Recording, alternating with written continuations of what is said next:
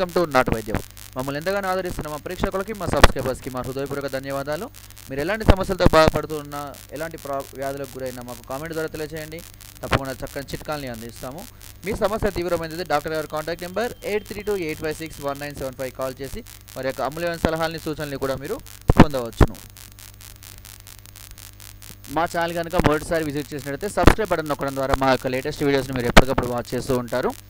So friends, ఈరోజు నేను కీళ్ళవాతం, దీన్ని రుమటాయిడ్ ఆర్థరైటిస్ అని అంటారు.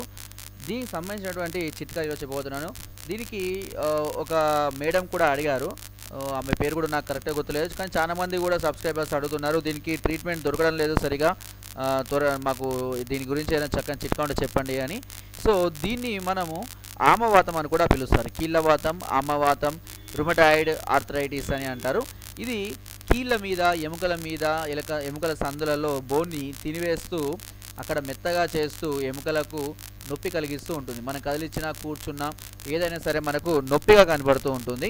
ఇది ఎక్కువగా స్త్రీలలో వస్తుంటుంది, అది మనం గమనించవచ్చు. అయితే ఇది వంశపారపర్యంగా మాత్రం రాదు. ఓకే, ఎక్కువగా కీళ్ళలో నొప్పి, వాపు కలుగుతుంటుంది. వాపు నొప్పి అధికంగా మోచేతి మణికట్లలో, మడమల్లో, నడుము దగ్గర ఎక్కువ జాయింట్లలో ఈ నొప్పి ఉంటుంది. ఇది ఒక్కొక్కసారి మనకు చాలా ఎట్లా అంటే ఒక తేలు కొడితే ఎంత మంట లేస్తుందో అంత కూడా అలా కూడా ఉంటుంది. అయితే ఇలాంటి లక్షణాలు ఎవరైతే ఉన్నారో దీన్ని కీళ్ళవాతంగా మనం పరిగణించవచ్చు. ఈ కీళ్ళవాతం ఉన్నవారికి ఫస్ట్ ఎక్కువగా రెస్ట్ ఇవ్వాలి, ఎముకలు కదిలించకుండా రెస్ట్ ఉండాలి. ఓకే, చేతులు చాచడం, ముడవడం లాంటిది ఎక్కువగా చేస్తూ ఉండాలి వాళ్ళు ఒక దగ్గర కూర్చొని. ఓకే, ఆహారంలో చల్లని పదార్థాలు కానీ, దుంపలు కానీ, కొవ్వు పదార్థాలు కానీ వాడకూడదు. ఓకే, ఇప్పుడు ఆ చిట్కాలు ఏంటో మనం తెలుసుకుందాం. ఇది క్యాస్టర్ ఆయిల్, అంటే దీన్ని ఆముదం అని కూడా అంటారు. మనకు మార్కెట్లో వివిధ కంపెనీల నుంచి కూడా మంచి క్యాస్టర్ ఆయిల్ అనేది దొరుకుతూ ఉంటుంది.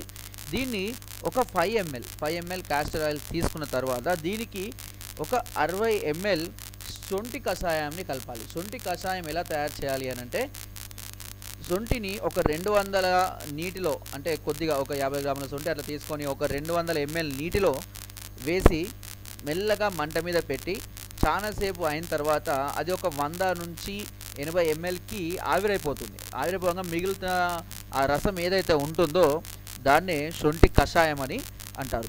ఈ కషాయంలో ఒక 5 మిల్లీలీటర్ల ఆముదాన్ని కలుపుకొని ప్రతిరోజు పడుకునే ముందు తాగి పడుకోవడం వల్ల కొంత ఉపశమనం అనేది తగ్గుతూ ఉంటుంది. ఎక్కువగా అంటే కొన్ని రోజులు వాడగా ఈ కీళ్ళవాతం అనేది తగ్గిపోవడం జరుగుతుంది. ఇక దీంతో పాటుగా మీకు వీలుంటే అల్లము, ఓకే, అల్లాన్ని రసంగా చేసి 1 లేదా 2 చెంచాల అల్లము, ఒక 10 నుంచి 20 ml వరకు అల్లం రసంలో ఒక చెంచాడు తేనెను కలుపుకొని, ఓకే, 10 నుంచి 20 ml అల్లం రసంలో ఒక చెంచా తేనె కలుపుకొని ఉదయము సాయంత్రము 2 పూటల, అన్నం తిన్నా పర్వాలేదు, తినకుండా పర్వాలేదు, ఉదయం సాయంత్రం 2 పూటలు తాగితే మంచి ఫలితం అనేది కనబడుతుంది. మొదటి చెప్పిన చిట్కాకు ఈ చిట్కాకు ఒక హాఫ్ అన్ అవర్ గ్యాప్ ఇవ్వండి. హాఫ్ అన్ అవర్ నుంచి 1 అవర్ గ్యాప్ ఇచ్చి ఈ చిట్కాని వాడండి.